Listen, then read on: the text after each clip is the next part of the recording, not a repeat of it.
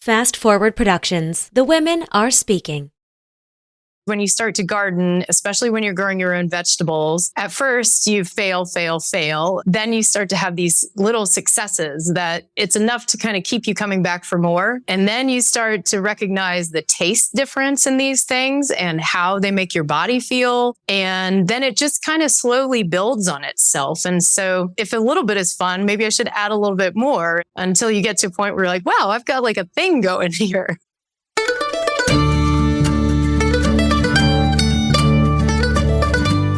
You're listening to the Good Dirt Podcast. This is a place where we dig into the nitty-gritty of sustainable living through food, fashion, and lifestyle.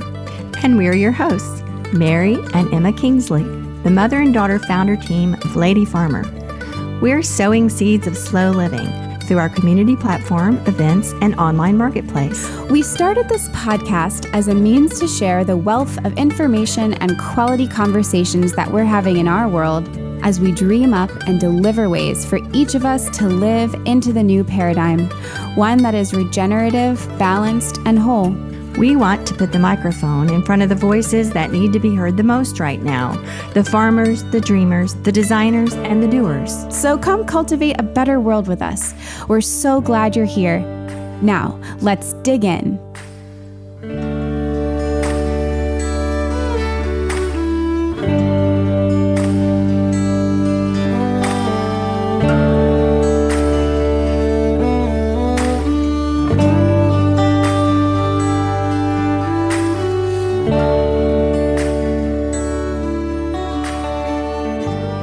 Emma. Hi.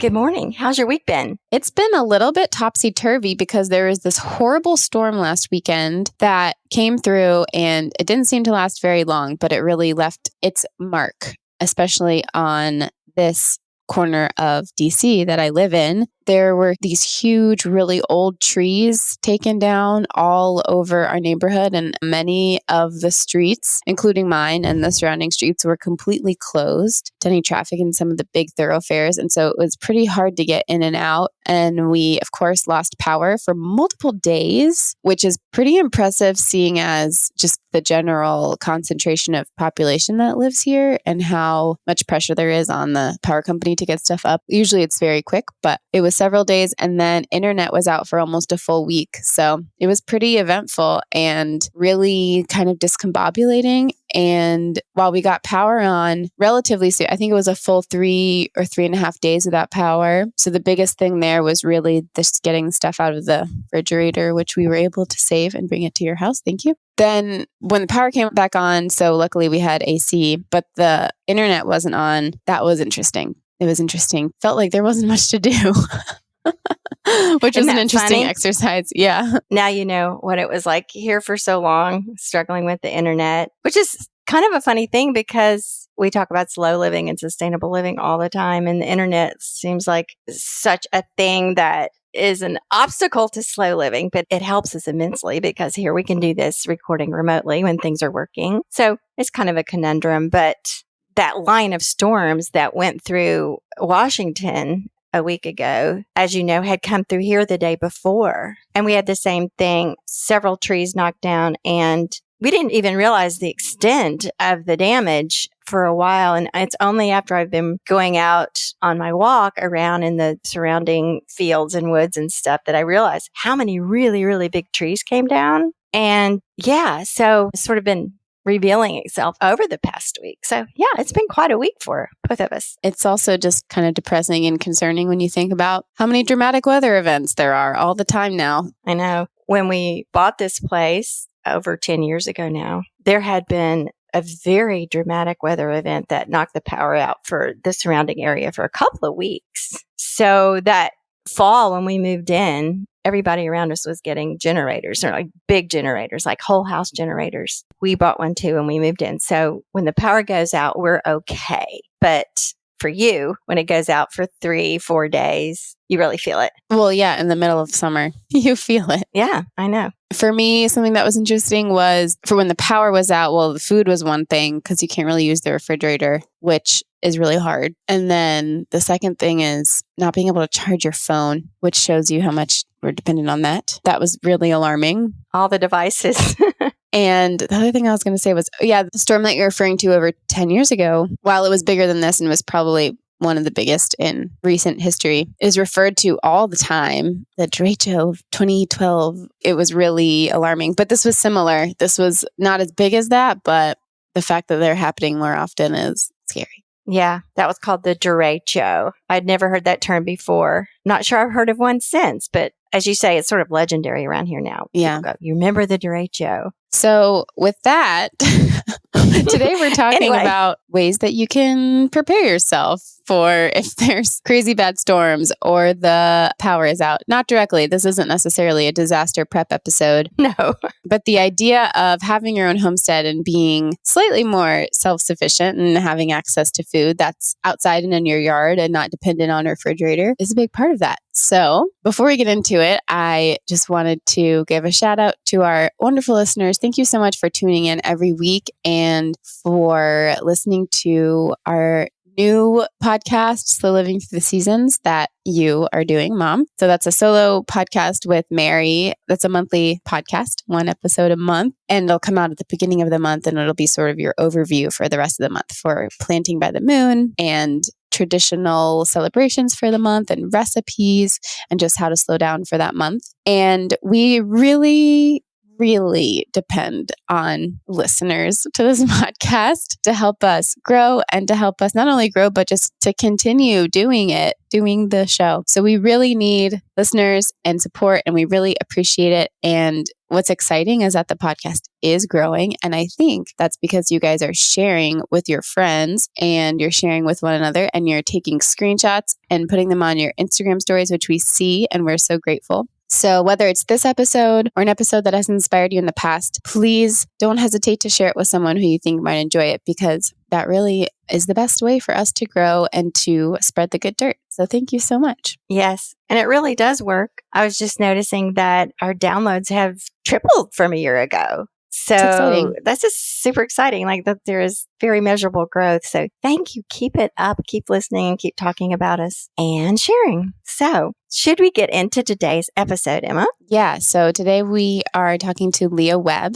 She is incredible. She is a mom, she's an author, a gardener, and an all-around family food enthusiast. She lives in North Carolina with her husband and her 2 children. And her book, The 7 Step Homestead, how easy is that? 7 steps, came out in April of this year. She has worked in nutrition and gardening since 2009 with a focus on engaging children in healthy eating habits. She started and runs the Deep Rooted Wellness blog, where she posts stories and tips on nutrition, gardening, and healthy families. She also wrote a cookbook, the Grain-Free, Sugar-Free, Dairy-Free Family Cookbook, which was published in 2019. So we know there's so many of you out there listening who hold a vision of having your own farm, living off the land, having more food independence, but that might seem unattainable right now or even anytime in the foreseeable future. So how might your life change right now if you knew how much you could do right in your very own backyard, the one where you are right now?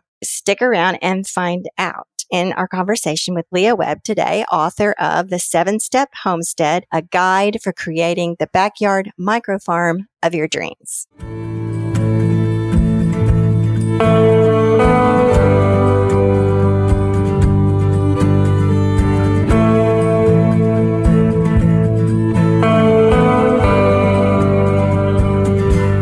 Leah Webb, and I am the author of 2 books, the Grain-Free, Sugar-Free, Dairy-Free Family Cookbook and the 7 Step Homestead. I'm a garden educator and a mother, and I got interested in this because I actually have a background in soil science. And at some point, I moved over and got a master's of public health. And during that time, I had the opportunity to manage a children's learning garden. And I watched kids eat things that you would not expect them to normally eat because of their intrinsic curiosity. And they were involved in the garden, and then they automatically were interested in eating these foods.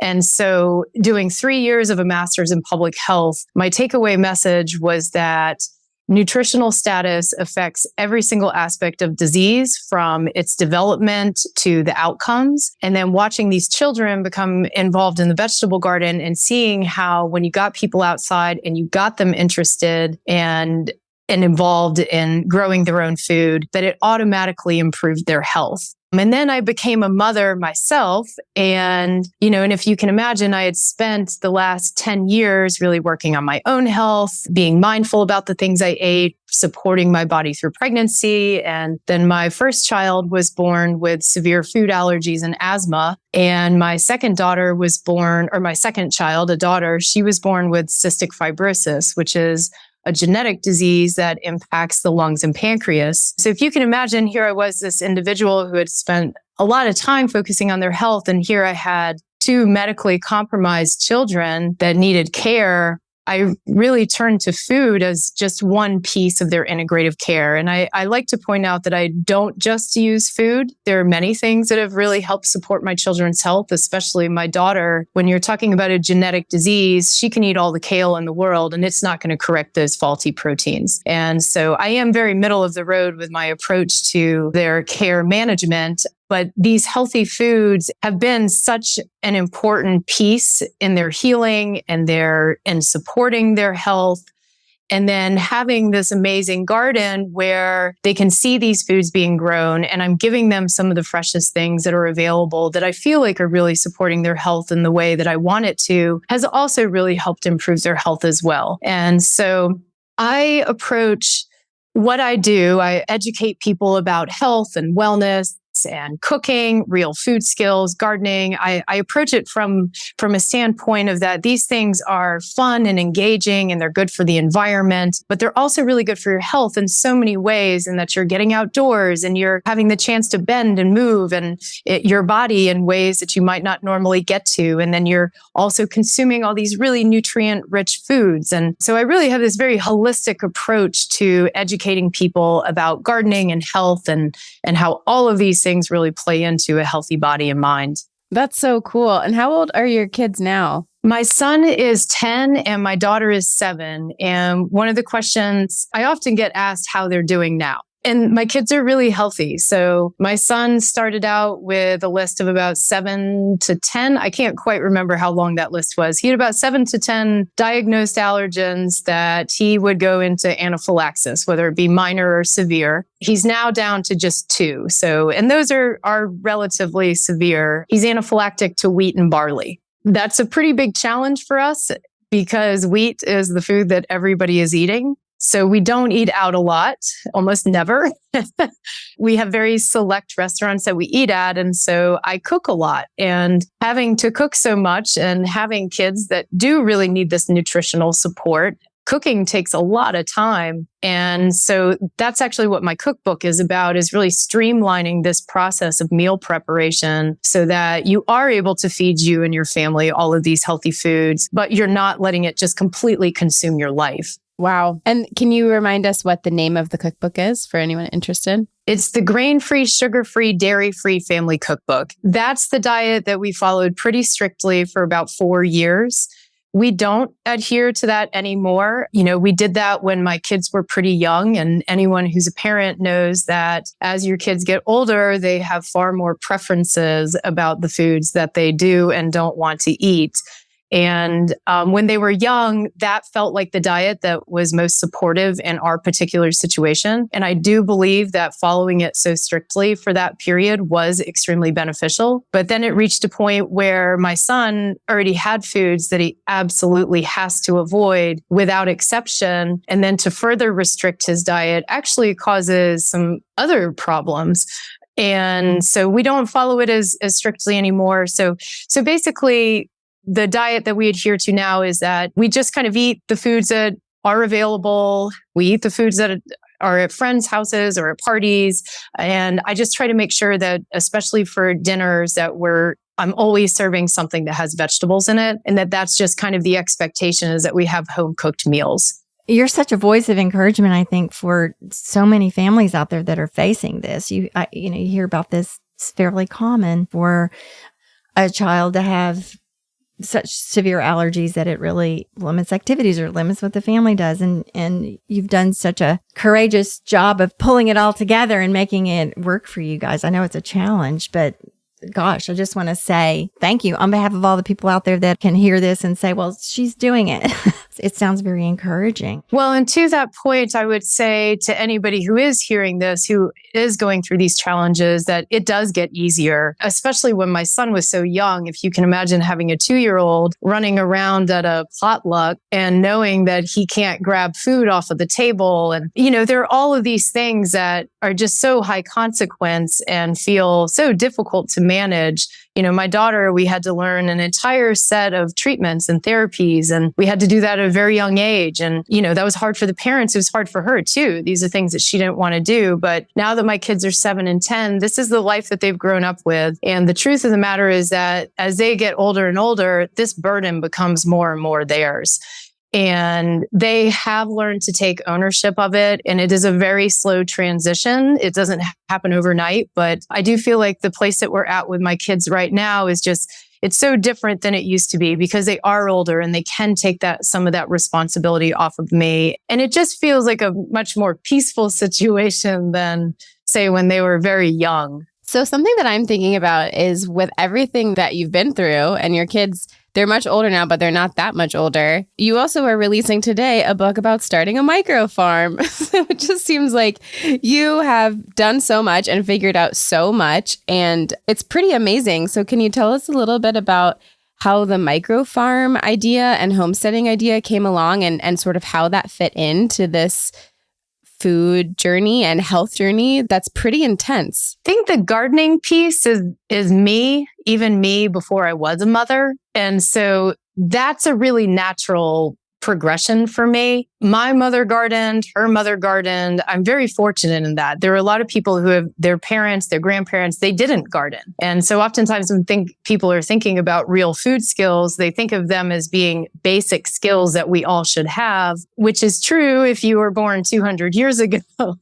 But now, if you haven't seen somebody do it, then these are all new things that you're having to learn. And so because my mom always gardened, my mom always cooked, they were always things that I was interested in. And so I started in landscaping, actually. I was a really terrible waitress and ended up working at a plant nursery, making like no money, but being very happy in the work that I was doing. And I always gardened. I mean, I started gardening from a very young age. And what happens when you start to garden, especially when you're growing your own vegetables, at first you fail.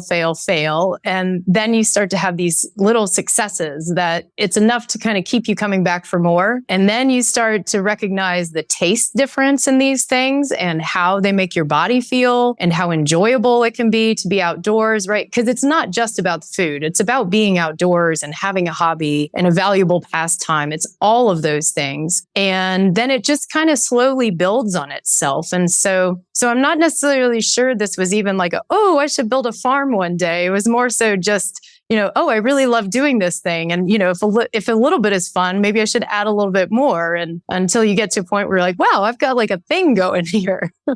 Wow, that's awesome. Yeah. So you said that, your mother cooked, you grew up with, you said your mother cooked and your mother gardened. So would you say you grew up with homegrown food? And did you stick with that before you had kids? Or did you kind of, experience another kind of lifestyle before you got back to it? I'm curious because it's really unusual to find somebody that this day and age, someone that has a extended history of eating, backyard vegetables. I like eating vegetables. My mom always gardened and she canned. My mom actually, she did a lot more food preservation than I do. Food preservation is not my favorite, especially canning. It's messy, it's time consuming, all of those things. But my mom still does it. And she still does it. Like, I'm one of 3 girls. And so we had a family of 5. She still cans for 2 people like she canned for 5 people.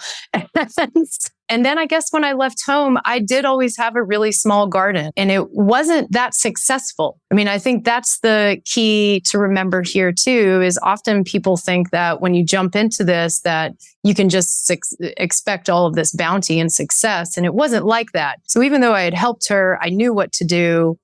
My garden was not as good. It wasn't nearly as good as hers, but I think just having grown up like that, it was just ingrained in me that I enjoyed cooking. I like to eat vegetables. I like to garden. And it's interesting having my 2 kids because my son, I don't necessarily see that interest in him. He's not as interested in what happens here at the house, and he's not as interested in cooking or eating vegetables, but I do see it in my daughter. And so I think it's probably just an example of how different people enjoy different things. And maybe he'll be interested in it when he gets older. Maybe he won't. Maybe this will shift for my daughter. But yeah, I think I've always enjoyed cooking and eating. I love food. Yeah, I guess what I meant to ask was there ever a time in your life when you felt like the best choice for you was convenience foods and processed foods and that kind of thing, which so many of us, especially as parents, we get into just because of life and this stuff is available and we're sort of, we get away from real foods, we call it, because it's just more of an effort and it's more of an expense. And to a large degree, I think people aren't aware of the real pitfalls of it, but maybe that awareness is growing, because we talk about it a lot and other people talk about it a lot. But yeah, that was my question was there ever a time when you got away from it and realized this is not the way I want to eat?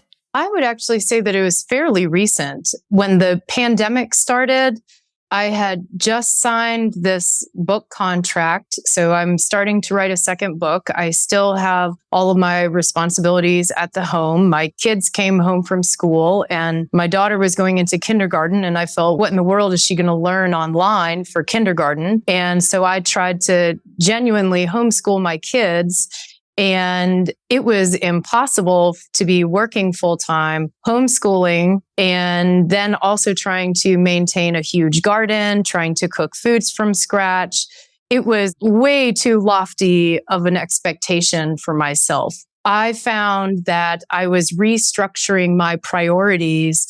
And it was one of the first times that food and prepping meals actually fell further down on the list than it ever had. I found myself in a state of exhaustion. And honestly, it was very humbling and eye-opening to be in that position and realize that I had been privileged enough to never have been forced into that before. For some people, that's their every single day reality. And that there are many reasons that people don't cook from scratch, whether it be time, knowledge, access, resources. And so, yes, there was certainly, a year period there where, I just felt so exhausted that I did end up relying on far more convenience foods. And I think that was a good experience in that it was humbling and it made me more grateful for this time that I do have to be able to invest in it. That's a really beautiful testimony. And I think it speaks to so many people out there that, they want this so much, but they just don't see how it's attainable. And this is where you and your book and your work can possibly help. I think that's really interesting. And I wonder if you, after having learned that experience, if you would do it differently? Like if it all happened again, would you say, oh, no, food is not, like I learned the lesson that food is not, or do you think it's actually, was it a learning in your priorities or it was a learning to be so grateful when food can be a priority? I don't think I would do it differently again. I think that I did what I had to do in the moment. And even though it may not have felt exactly what I wanted to be doing, it also felt really good to come back to cooking more and to almost rediscover the joy in it.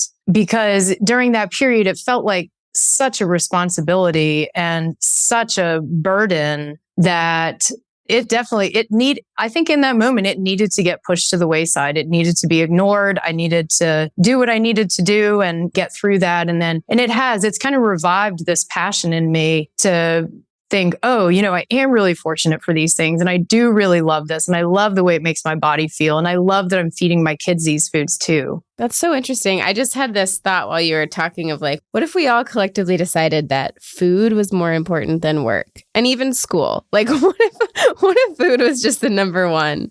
Like, how would that change everything? And yeah, I think it would be pretty much impossible to operate in our collective society that way, but it would be cool if society operated that way. It would be impossible. And I thought so many times during that first 8 months, I'm going to break this book deal. Like I can't, I kept thinking, okay, something's got to give. What's it going to be? And I kept thinking, well, maybe, my work, I could get rid of my work, but your work has value to you. And I love my work. I really do. I love what I do. And so it was also interesting. And ironically, your work is literally telling other people how to be able to do this. So yeah, it needs to be told. But it's right. And so, but and that also just kind of shows what a privileged position I'm in too, to be really liking all of these things I'm doing. I know that that's not the case for everybody. Well, we are very much into paradigm shifting here. What you have done in this book, the 7 Step Homestead, is help people realize how they can do it on a small scale, very small to, I think your book covers sort of a wide range of space, like from a very small space to even bigger, and you tell people how to expand. What would you say to someone that their life is very much like what you were feeling in the beginning of COVID, where there's just no space for this? Where is a place where they could begin, even in the smallest way, this journey to discovering, so that, it might open up more opportunity for them to go deeper into it? I would say to keep in mind that when you're gardening and when you're homesteading, it's important to get clear on your why it is that you're trying to grow any portion of your own food. Because what you will find from people who have been doing this for a while is that you don't save very much money. It's actually very costly to invest in all of the infrastructure and the compost and the soil, and these things break and they need repairs. And so, one of the reasons I hear people saying that they want to start homesteading is to save money. And the reality is that you're not going to save money for about a decade. In the beginning, you're just going to be investing.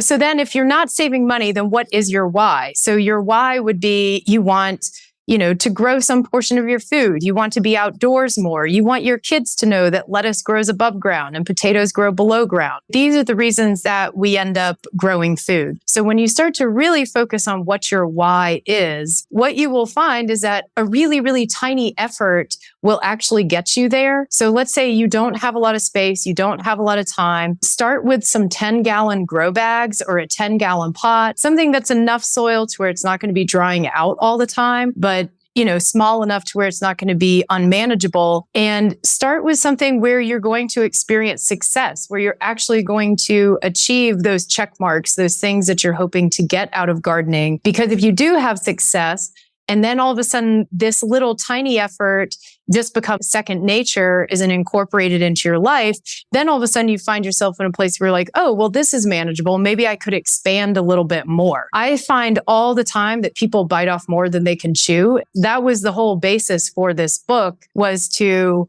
show people that building a homestead and building an enormous garden takes a variety of skill sets. And it's totally unrealistic for us to expect to be able to just go from zero to nothing in no amount of time. We're a very instant gratification oriented society. We like things now, we like them quick, and gardening is slow. If you mess something up this year, it's not like you get to try again next week. Sometimes you have to wait an entire year to try again. And so the whole basis of this book is to show people, start small, take this finite amount of energy that you have, concentrate your efforts in a small amount of space rather than diluting them over this large amount of space where you're going to have a higher percentage of failure. So if you are starting small, start small, commit to starting small and know that something is always better than nothing. That's such a great answer. I mean, that must be so encouraging to people, someone listening that, that this has been a goal or a desire and they just don't know where to start. I'm going to also ask you, like, if someone's brand new to this, what plant would you say they should start with? What should they put in that first 10-gallon bucket that they're going to set out there and just say, okay, I'm going to see how this works? What do you think? I would say the first thing to do, and this is true for anybody, whether you're an expert, I still use planting charts as well. I would say find a planting chart for your zip code and figure out what it is that you can put in that pot at what time. Because, for example, there are some things that like to get frost and there are some things that don't like to get frost. So if it is March and you're interested in planting something easy, you need to first know what can go in that pot in March. So always start with a planting chart, look at that list. If you can think about this as kind of a hierarchy of difficulty in some ways, growing leaves is going to be the easiest thing oftentimes. You're just growing leaves. They take less sun, they take less energy, they take fewer nutrients. They're not quite as sensitive to differences in water. You want to get a little bit more complicated. Try growing some roots. Roots are going to be kind of your step up. And then this final step are going to be growing some of these fruits. Some fruits are easier to grow than others, but if you're an inexperienced gardener, you might not necessarily know these things. These are things that you'll learn over time. So I would say start with some type of leafy green, but check out that planting chart and make sure you're putting something in that pot that is actually going to grow during that season. And I don't recommend, especially for these really small spaces, don't buy seeds, go and buy starts. And the best place to buy those starts is going to be at your local farmer's market, because the farmers are going to be selling things that are suitable for your region and that are supposed to be planted at that time of year. So for example, I should not be planting peppers in the ground until after May 10th. I can go to a big box store and buy a pepper plant in March. I shouldn't plant that pepper in March. If I go to the farmer's market, what I'm going to see is that they've got some lettuces and kales and collards and things that are appropriate for me to put in the ground at that time. So if you do have access to a farmer's market, this is honestly the safest bet for ensuring your gardening success, is to just do what the farmers are doing. That's so smart. And also, you put them in a container first. Is that what you recommend? Yeah. So if that's your starting point, is just to have a 10-gallon grow bag or a 10-gallon grow pot.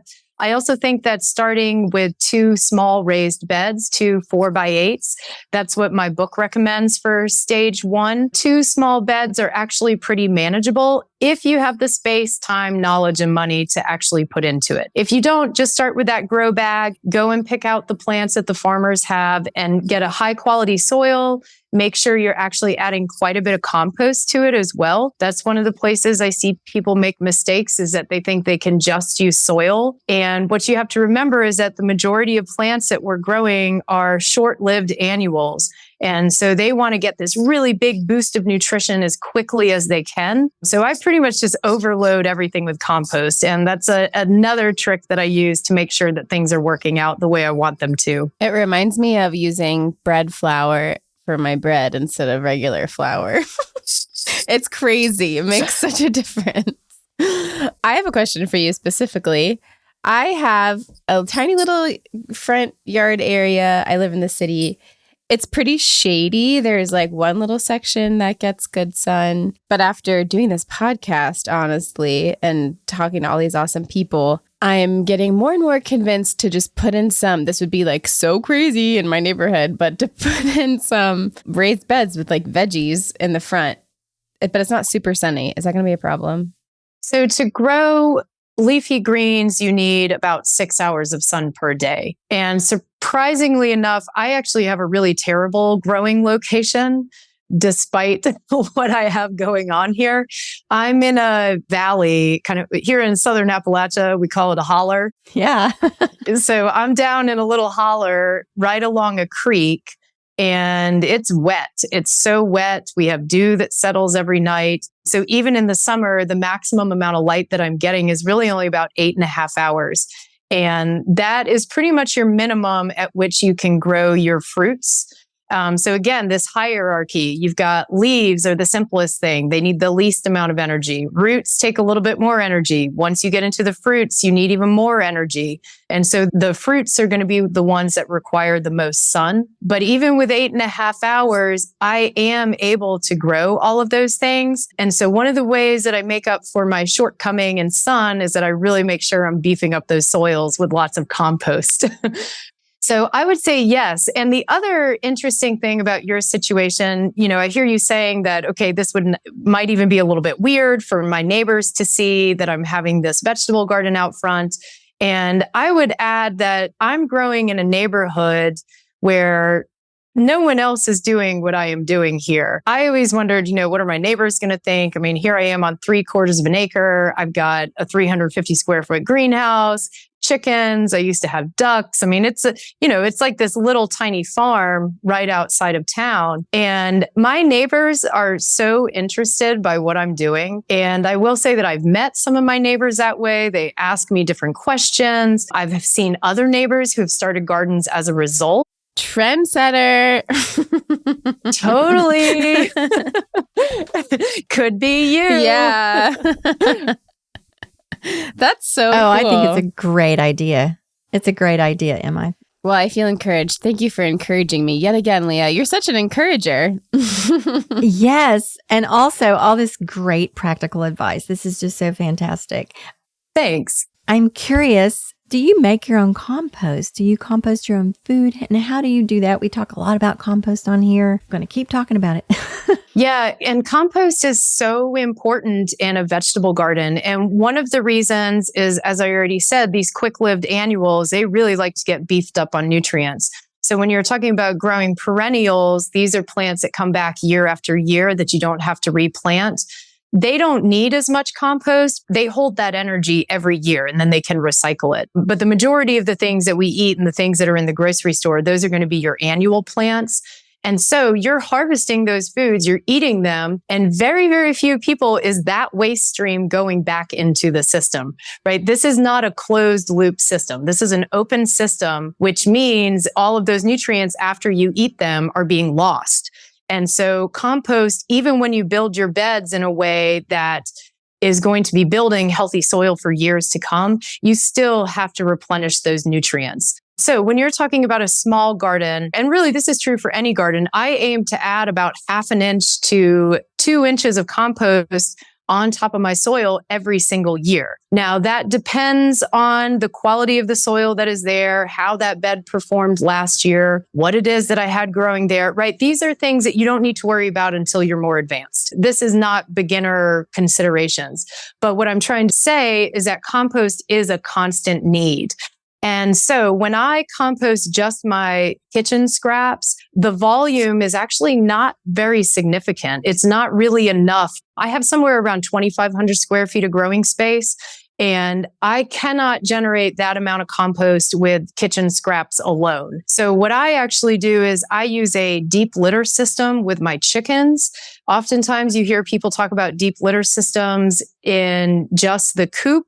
So the house where the chickens spend the night is called the coop. And then you have the fenced in area that's attached called the run. So my run is about 200 square feet. And I fill that entire run with organic matter, different types of carbon that I can harvest locally. So there is a local artist who does bowl carvings, and I actually get a ton of the wood shavings.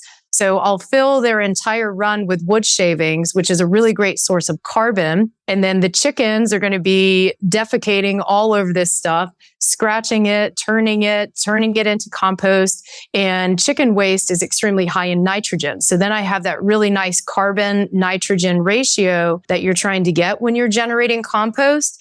And so I am able to generate nearly 100% of my compost needs by using my chickens.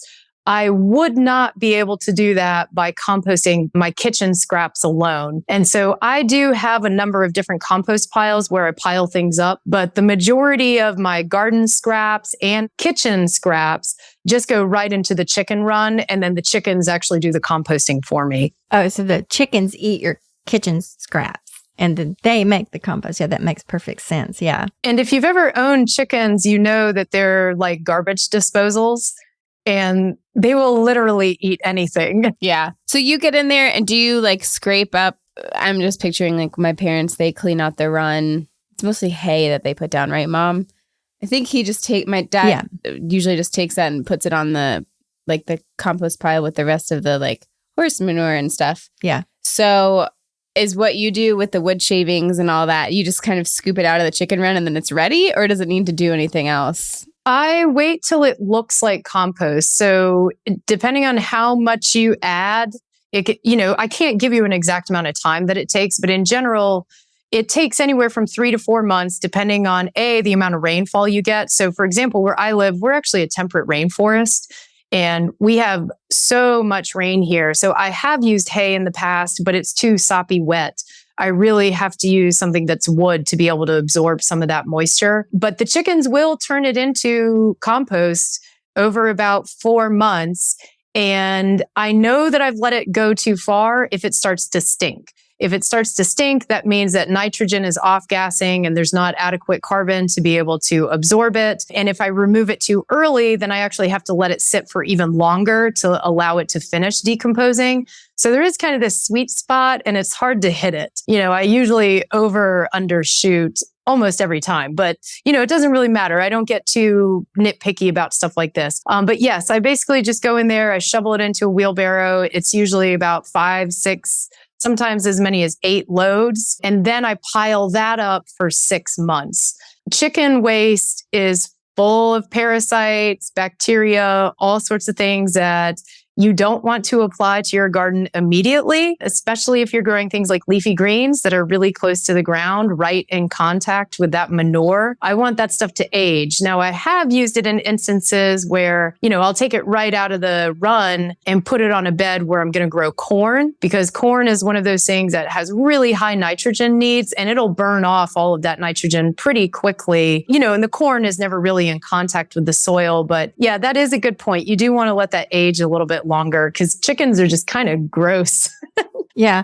And that's such a good point too about the compost. That something's out of balance if it starts smelling. I think that's a deterrent to people a lot, that they don't want to mess with compost because, it's so stinky and messy.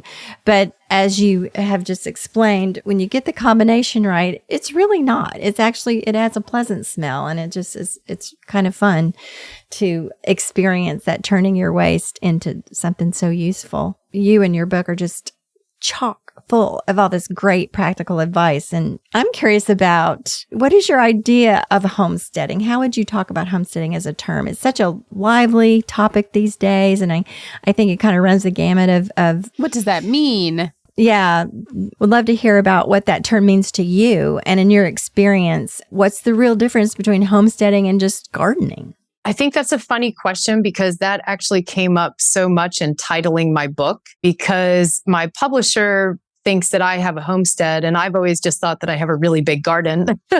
and so I think the main difference, it's varied. I think it depends on how you feel about your space as well, and how it is that you feel like your production is going and what it is that you're producing. But I think the biggest distinction between gardening and homesteading is size. I think the homesteads are larger. I mean, I have a very big garden. I have a 350 square foot greenhouse.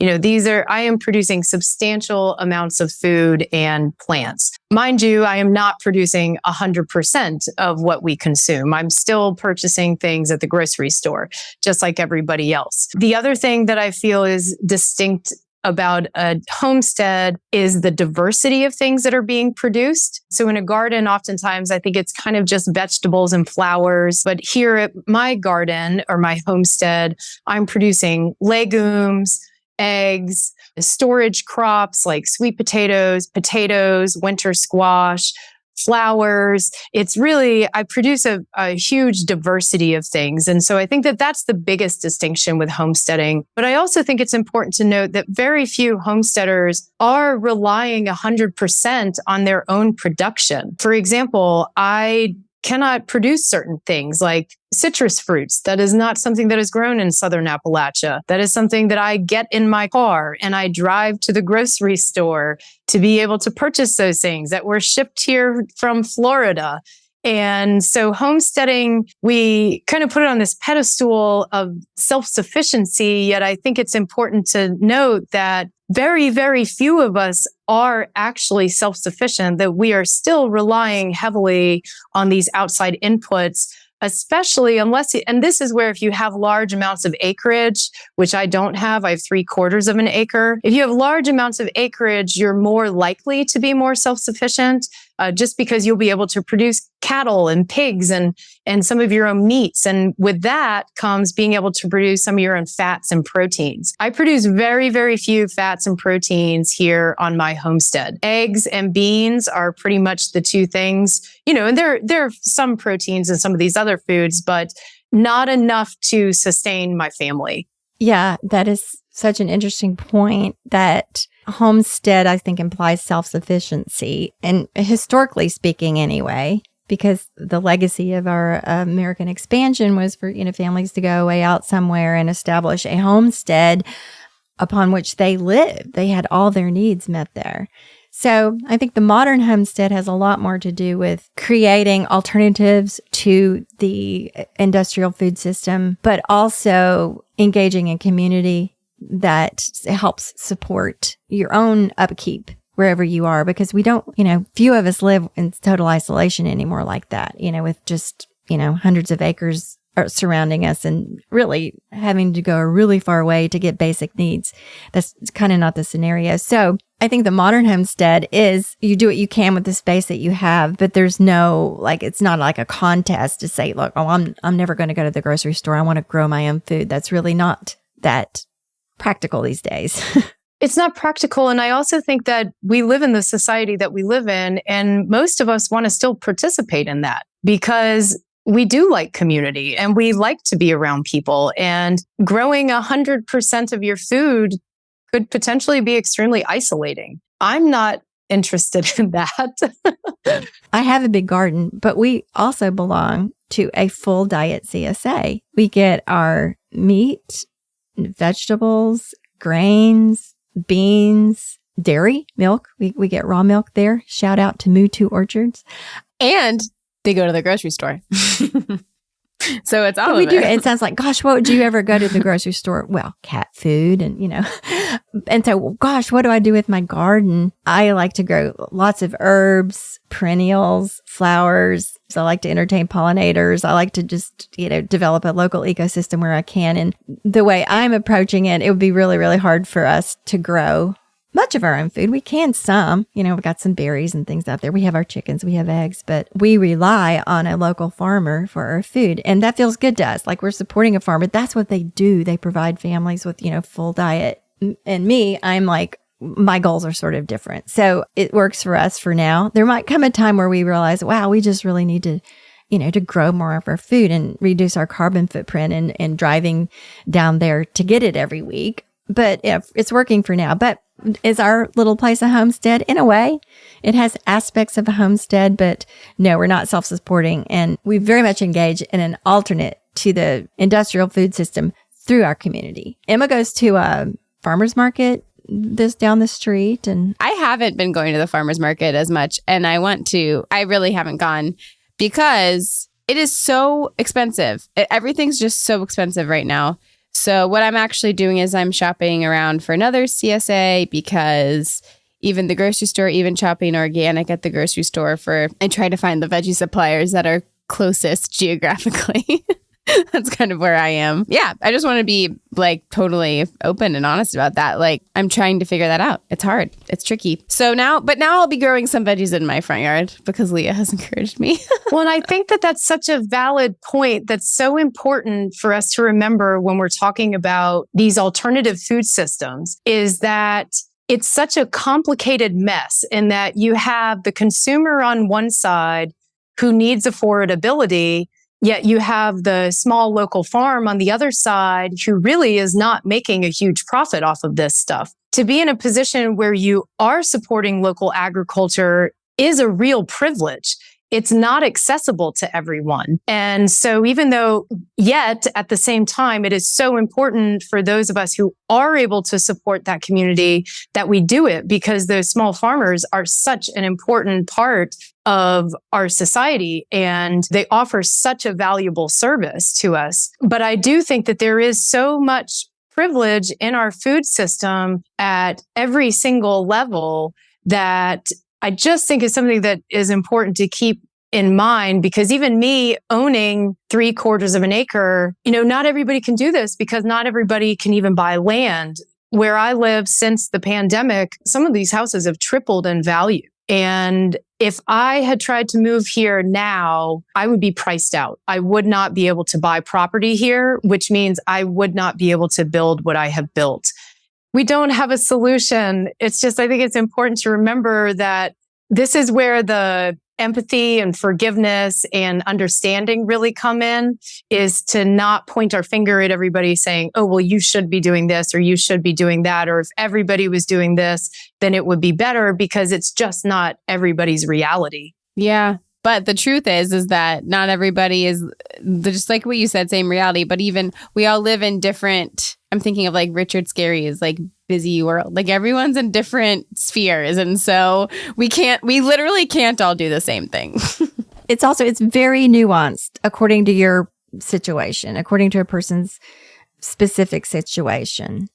Sometimes we're forced into certain practices because of, like, for instance, your children's health puts you in a position of really aggressively seeking alternatives. And other people, their lives are filled up with other things. It's a very, very nuanced, complicated thing. And we're here to kind of just explore and discuss all of it. There's many layers of it. So give yourself grace. What we can do is help to inform, and people can become informed. And then, you can make your decisions from there about what you're going to do, because, knowledge is power. And it's just good to gather information about what's going on out there in our food system and what are our options and what are our alternatives. Speaking of becoming informed, how do you think the average consumer awareness has shifted over the recent years, maybe the years that you've been doing this, regarding problems in the food system and the importance of local food and the benefits of local food? Do you think that that's a growing wave? I think it's a mixed bag. Some of it I do think is regional. For example, my husband and I spent 4 years in Vermont before we moved here. And that was a bigger conversation in Vermont, talking about local food systems and how to really help people access those local foods, where it is that we could make them more available to people so that they didn't even necessarily have to go to the farmer's market, that they could even purchase them in local stores. Here in Southern Appalachia, there are pockets of it, but it's just not as widespread. And so I do think that it is regional, but I do think that one of the things I've watched happen for sure over the last 3 years since the start of the pandemic was it is the first time that some people thought about the fragility of our food system. We're used to going to the grocery store and picking up the exact same product, the exact same day of the week, every single day of the year. And for the very first time, people were showing up at the grocery store to buy those things that they expected, and they just weren't there. And I think it revealed how this lack of skill, ability, infrastructure on the part of our citizens. And it was the first time that a lot of people started talking about victory gardens again and how everybody should have a small garden in their backyard. And so I do think that there was a major resurgence in interest in real food skills, and people were spending more time at home. So all of a sudden you saw everybody and their mother making sourdough bread and sharing sourdough starter cultures and, making kefir and yogurt and they had time at the house to implement these real food skills. And so I think in some ways that's kind of this blessing that came out of the pandemic, was that it did cause people to rethink some of this. And I don't think that trend came and went super fast like it does sometimes. I've seen people who started gardening who realized how hard it was, who are now like, wow, I really want to try to get this right. Like there's something to this and I want to actually be involved in it. And to tie into some of the other things you've talked about as well, I do think that when people start growing their own food, they realize how difficult it is, and then therefore have more appreciation for those local farmers who are providing that service. And then they're less likely to see that food as expensive and instead see it as something that's valuable, which still does not negate the point that if it is out of your budget, it's out of your budget. But I do think that growing your own food does encourage people to be more supportive of their local farmers.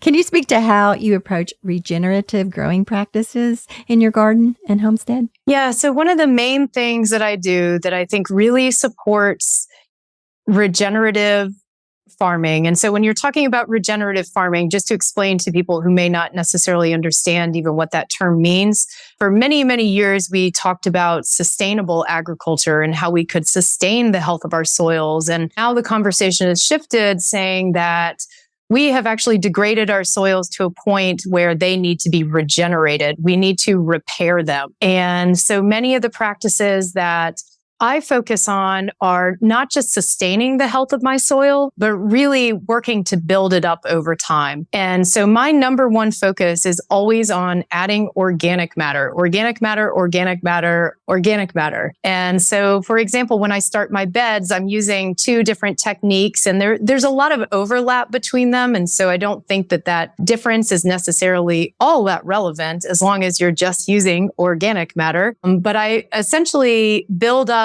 piles of organic matter, whether that be wood chips or sticks, dried leaves, grass clippings, kitchen scraps. It looks different based on your region. What is available to me is going to be different than what's available to somebody out in the desert or in the high mountains. And so it's really just a focus on piling up lots and lots of organic matter, topping that organic matter with about 6 to 8 inches of some type of growing medium. Generally, I'm using compost just to really give it that nutritional boost. Because if you can imagine, you're piling up all this organic matter that needs to decay. None of it is really suitable growing medium. So if you want to use those beds immediately, that's where that 6 to 8 inches of compost comes in, is that then you've added something where your plants can actually grow. So I start by just piling up this organic matter. I'm harvesting these things locally. My motto is that I'm trying to find things that are free and abundant because I want to cut down on the expense of all of this. And so I don't want to have to be purchasing every single thing I add, all of my inputs that go into my gardens. But once I start my beds in that way, I never till. When you till, your soil is full of carbon, and a lot of your nutrients actually hook onto that carbon, onto that organic matter. And that's how you build good soil nutrition over time. And so when you till, you're exposing all of that carbon to oxygen, which can cause it to off gas. You lose carbon into the atmosphere, carbon dioxide. You can also lose nitrogen off gassing that way. And so I really try to disturb my soils as little as possible. I'm trying to keep my soils covered by using mulches, cover crops, succession planting. You know, when I know that I'm getting ready to be harvesting something, I try to already know what that next thing is that I'm going to plant. When you protect the soils in this way, keeping them covered from the sun's radiation, it helps to protect the microbes that are so important. It helps to keep the carbon. It keeps the water in, right? So basically with regenerative practices, you're trying to treat the soil as a community and an ecosystem and work to support all of those pieces rather than just focusing on that plant production. Thank you for going into all that. That's a really holistic way of thinking about it. Yeah, maybe that was too thorough, but I think the regenerative that's super helpful.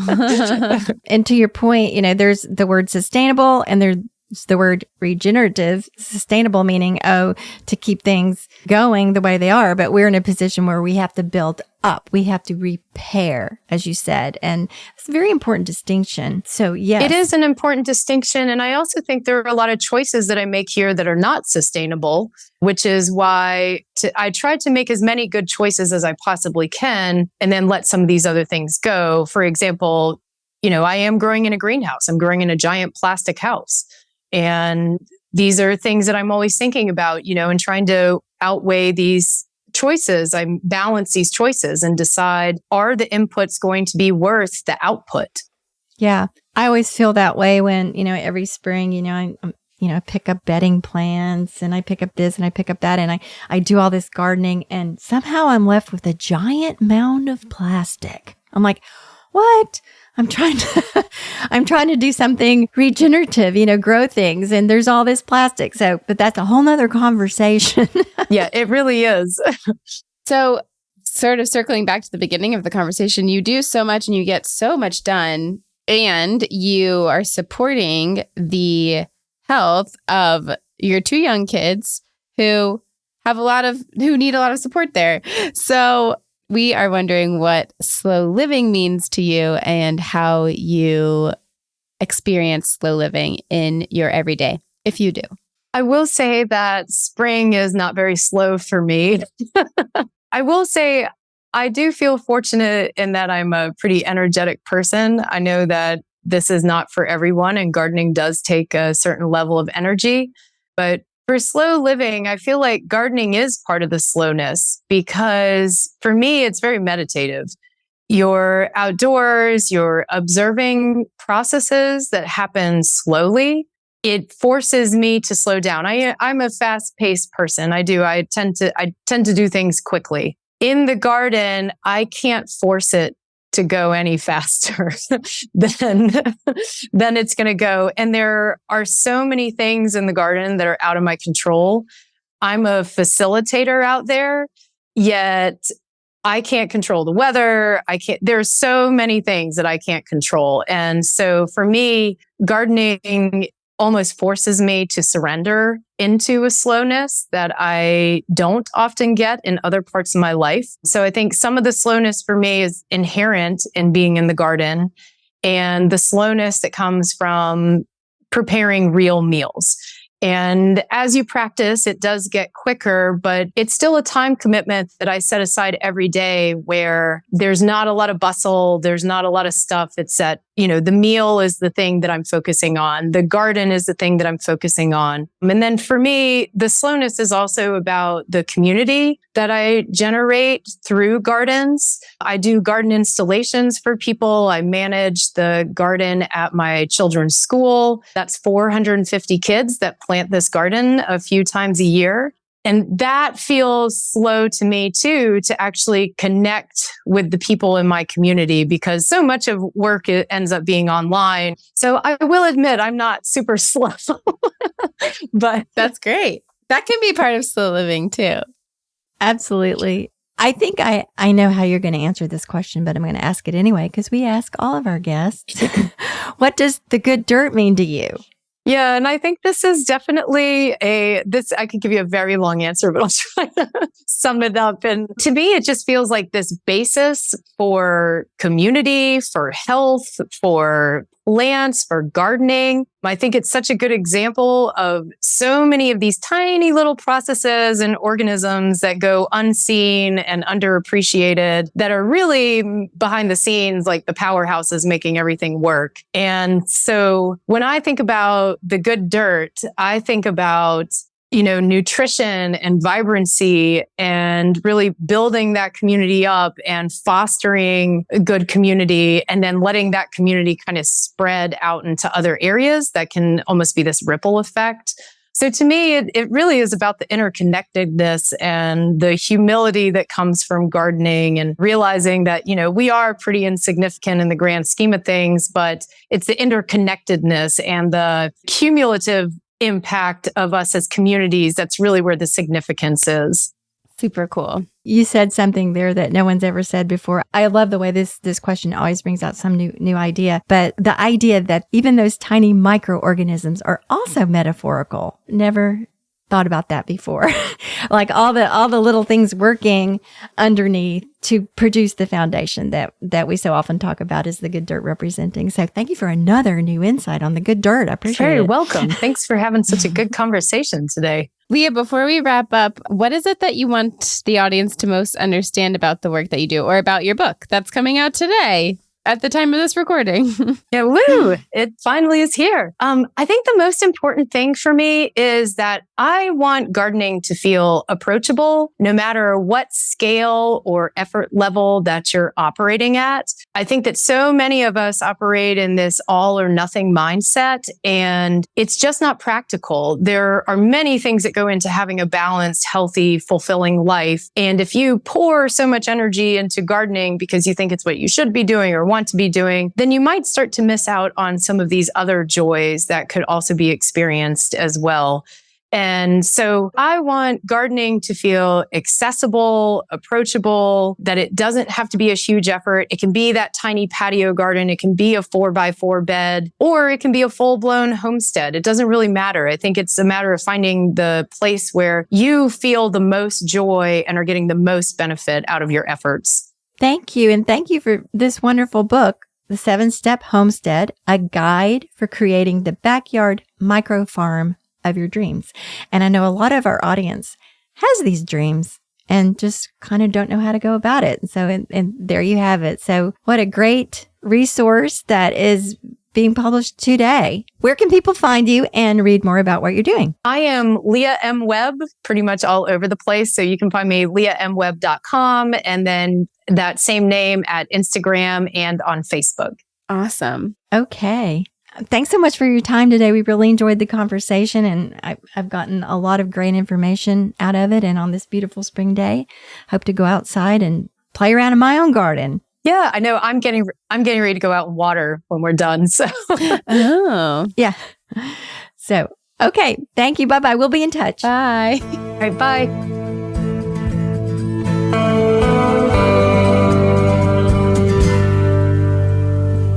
Thank you for tuning tuning in, calling in, and spreading the good dirt. We love hearing from you. You can reach our listener voicemail at 443-459-1950. That's 443-459-1950. You can find this number in our show notes and in our Instagram profile. This show is produced by Lady Farmer, a slow living lifestyle community, and the original music is composed and performed by John Kingsley. For more from Lady Farmer, follow us on Instagram at We Are Lady Farmer.